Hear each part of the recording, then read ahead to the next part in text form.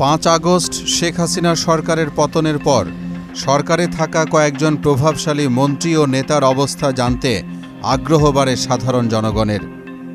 সব জায়গায়ই চলে আলোচনার ঝড়। তাদেরই একজন সাবেক পররাষ্ট্রমন্ত্রী হাসান মাহমুদ, যিনি এখন সপরিবারে বেলজিয়ামে নিজ বাড়িতে অবস্থান করছেন। গেল 26 আগস্ট দুবাই থেকে জার্মানি হয়ে এরপর বেলজিয়ামে পালিয়ে যান হাসান মাহমুদ। এমিরাতের একটি ফ্লাইটে দুবাই হয়ে প্রথম জার্মানির ডসেলডর্ফ বিমানবন্দরে গিয়ে সেখান থেকে চলে যান বেলজিয়ামের নিজ বাড়িতে।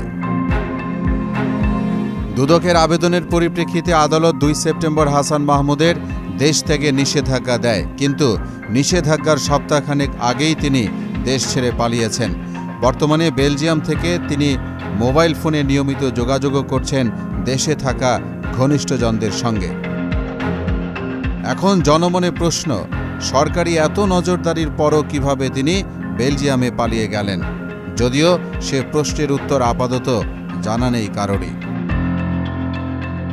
গত 6 আগস্ট সামাজিক যোগাযোগ মাধ্যমে খবর আসে ঢাকার শাহজালাল আন্তর্জাতিক বিমানবন্দরে সাবেক প্রতিমন্ত্রী জুনায়েদ আহমেদ পলক ও সাবেক পররাষ্ট্রমন্ত্রী হাসান মাহমুদ গ্রেফতার হয়েছেন। কিন্তু সে যাত্রায় পলককে গ্রেফতার দেখানো হলেও হাসান মাহমুদ ছিলেন আত্মগোপনে।